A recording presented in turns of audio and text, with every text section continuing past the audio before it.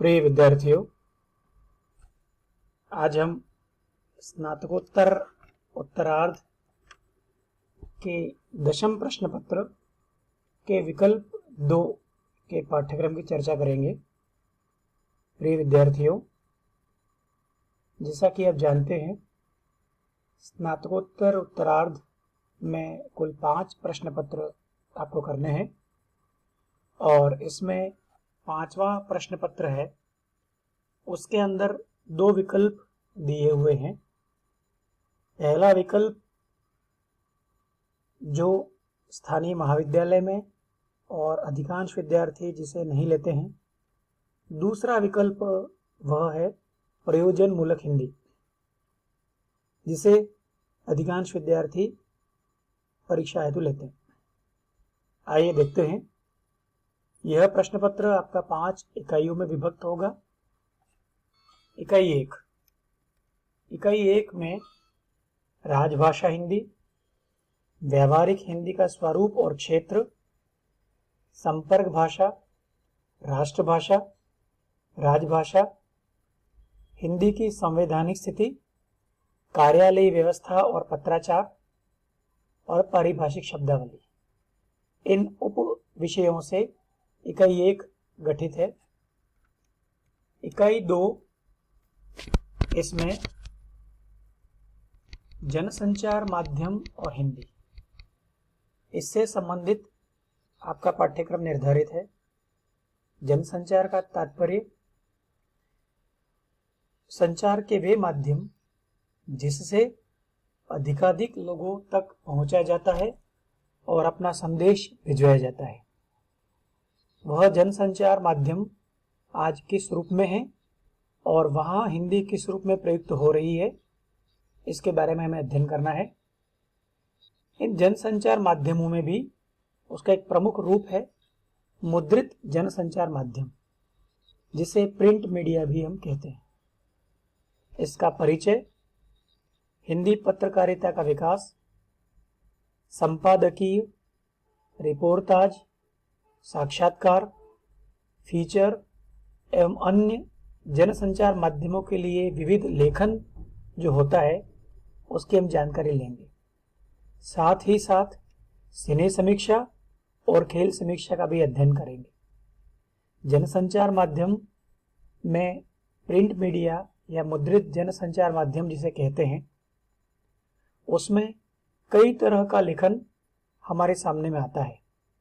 उन सभी अलग अलग रूपों का लेखन और उसमें हिंदी का माध्यम किस प्रकार से होता है उसका अध्ययन हम करेंगे। इकाई 3 जनसंचार माध्यम और हिंदी को ही लेकर है, लेकिन इस इकाई में दृश्य और श्रव्य माध्यम अर्थात ऑडियो विजुअल जो मीडियम है, या जिसे हम रेडियो कहते हैं या जिसे हम टेलीविज़न कहते हैं, उन माध्यमों में हम हिंदी का प्रयोग किस रूप से करते हैं। इसलिए इस इकाई में जनसंचार के इन माध्यमों का हम अध्ययन करेंगे और ख़ास तौर से इन इलेक्ट्रॉनिक मीडिया में हिंदी किस प्रकार प्रयुक्त हो रही है उसके अलग अलग रूपों की हम चर्चा करेंगे। इस इकाई में टेलीविज़न के लिए लेखन, जिसे हम सामान्य भाषा में दूरदर्शन कहते हैं। आज की तारीख में दूरदर्शन भारत सरकार के प्रसार भारती का केवल एक दूरदर्शन चैनल मात्र है, लेकिन व्यापक रूप से हम देखें तो पाते हैं टेलीविज़न का तात्पर्य छोटे पर्दे की वह दुनिया जिसमें अलग अलग टेलीविज़न के चैनल हम आज रोज़मर्रा देखने में आते हैं। उसमें प्रसारित होने वाले अनेक विधाएं हैं।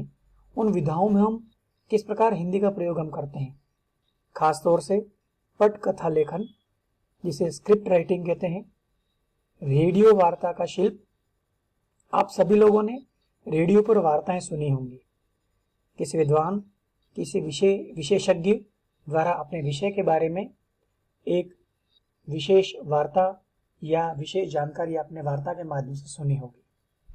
साथ ही साथ आकाशवाणी पर जो उद्घोषणाएं होती हैं, जो अनाउंसमेंट होते हैं और संचालन, उन कार्यक्रमों का संचालन कैसे किया जाता है, आंखों देखा हाल जिसे हम लाइव टेलीकास्ट कहते हैं, वह आकाशवाणी में या रेडियो में हम उसका प्रसारण कैसे करते हैं, उसमें किस प्रकार की हिंदी का प्रयोग करना है, हिंदी का क्या रूप है और हिंदी भाषी इसमें किस प्रकार से अपना योगदान देता आया है, इसके बारे में हम चर्चा करेंगे। एक और इसके साथ उपविषय जुड़ा हुआ है, प्रेस वार्ता। अर्थात जब भी कोई व्यक्ति या संस्था या राजकीय संस्था अपने विधान, अपने विषय में किसी भी समय विशेष पर अपनी बात जो रखती है, उसे प्रेस वार्ता कहते हैं। यह प्रेस वार्ता क्या होती है, कैसे उसकी तैयारी की जाती है, इस सब के बारे में हम इकाई 3 में हम चर्चा करेंगे। इकाई 4 पूरा विज्ञापन को केंद्रित है। अर्थात विज्ञापन का संसार और हिंदी। अर्थात विज्ञापन, चाहे हम समाचार पत्रों में हम विज्ञापन देखें, चाहे रेडियो में विज्ञापन देखें, चाहे हम टेलीविज़न में विज्ञापन देखें, उस विज्ञापनों के संसार में हिंदी हम कहाँ पाते हैं, हिंदी का प्रयोग हम कहाँ कहाँ देखते हैं और हिंदी का प्रयोग के क्षेत्र कहाँ कहाँ हैं, उसके बारे में जानकारी लेना इस इकाई 4 का उद्देश्य है। खासतौर से इसमें रेडियो, टीवी और मुद्रित माध्यम। मुद्रित माध्यम का अर्थ है प्रिंट मीडिया, जिसमें समाचार पत्र, पत्रिकाएं, पैम्फलेट्स आदि आते हैं। इसमें किस प्रकार विज्ञापन लिखे जाते हैं, इसकी जानकारी हम लेंगे। इसी इकाई में विक्रय प्रबंधन और हिंदी, किस प्रकार वस्तु हैं उनका किस प्रकार से विक्रय प्रबंधन किया जाता है, मैनेजमेंट किया जाता है, और हिंदी किस रूपों में इसकी सहायक बनी है, इसका अध्ययन करेंगे। एक और उपविषय है जिसके बारे में जानकारी हमें लेनी है, वह है जनसंपर्क। जनसंपर्क का तात्पर्य है कोई भी राजकीय संस्था या सरकार या सरकारी संस्था आम जनता से अपने विचार विमर्श और अपनी सूचनाओं और अपनी जानकारी को किस प्रकार साझा करती है, यह जनसंपर्क माना जाता है। यह जनसंपर्क हिंदी में किस प्रकार से सामने आता है और हिंदी की उपादेयता किस प्रकार है, इसका अध्ययन हम करेंगे। इकाई 5 पूरा नई तकनीक को लेकर है। इस इकाई में हम कंप्यूटर और इंटरनेट, अर्थात रोज़मर्रा के जीवन में कंप्यूटर का उपयोग क्या है, इंटरनेट का उपयोग क्या है, उसके माध्यम से हम किस प्रकार से हिंदी को और आगे बढ़ा सकते हैं। मुद्रण की नई तकनीक, अर्थात प्रिंटिंग में हम कौन कौन सी नई तकनीकें आई हैं, उसकी जानकारी हम लेंगे। प्रूफ रीडिंग, अर्थात चाहे वह प्रिंट मीडिया में समाचार पत्र हो, चाहे पत्रिकाएं हों, उसमें जब कोई समाचार या विषय जब लिखा जाता है, उस लिखने के बाद उसमें वर्तनी शुद्धि और वाक्य शुद्धि का जो काम प्रूफ रीडिंग कहा जाता है, वह प्रूफ रीडिंग क्या होती है, कैसे की जाती है, क्या ध्यान रखने वाली बातें हैं, उसका अध्ययन हम करेंगे।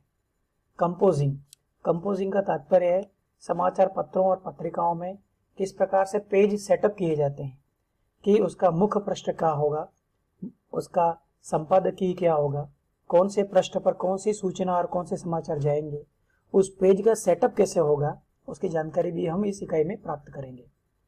उसके अलावा पृष्ठ सज्जा, अर्थात उस पेज का सेट करना, यह भी इस इकाई का उपविषय है।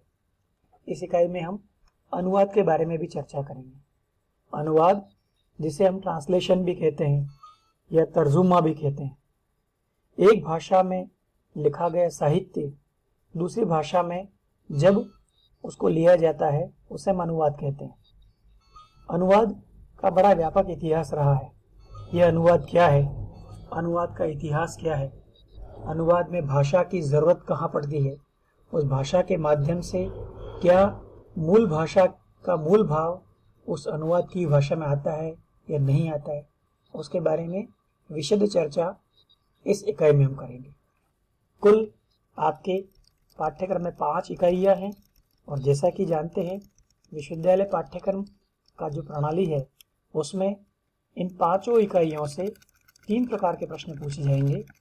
उसमें खंड 1 में प्रत्येक इकाई से 2-2 प्रश्न पूछे जाएंगे, और प्रत्येक प्रश्न आपके 2 अंक का होगा। अर्थात इस एक खंड में कुल 10 प्रश्न होंगे, प्रत्येक प्रश्न 2 अंक का, अर्थात यह खंड आपका 20 अंक का हो गया। उसके उपरांत खंड ब में सभी इकाइयों से 2-2 प्रश्न पूछे जाएंगे। आपको 2 में से एक एक प्रश्न ही करना है, अर्थात कुल आपको 5 प्रश्न करने हैं। प्रत्येक प्रश्न के अंक हैं 10, अर्थात कुल 5 प्रश्नों के अंक हो गए 50। तीसरा खंड आपका होता है वह निबंधात्मक प्रश्न का होता है और प्रत्येक इकाई से एक एक प्रश्न पूछा जाएगा, जिसमें से आपको केवल 2 प्रश्न करने हैं और प्रत्येक प्रश्न के अंक निर्धारित है 15, अर्थात कुल आपके अंक हो गए 30 अंक। अर्थात कुल मिलाकर आप देखें तो खंड 1 के 20 अंक, खंड दूसरा जो है उससे 50 अंक और खंड तीसरा है उससे आपके 30 अंक, कुल आपके 100 अंक इस प्रकार निर्धारित हैं। आप इस पाठ्यक्रम की विशेष तैयारी कैसे करें, इसके लिए आपको सहायक ग्रंथ की यह सूची आपको उपलब्ध कराई जा रही है। इन सहायक ग्रंथों से इस संपूर्ण पाठ्यक्रम का आप अध्ययन कर सकते हैं। कुछ पुस्तकें अंग्रेजी में हैं, कुछ पुस्तकें अंग्रेजी का हिंदी अनुवाद है। आप अधिकतम इनका लाभ लें और संपूर्ण पाठ्यक्रम की तैयारी करें। धन्यवाद।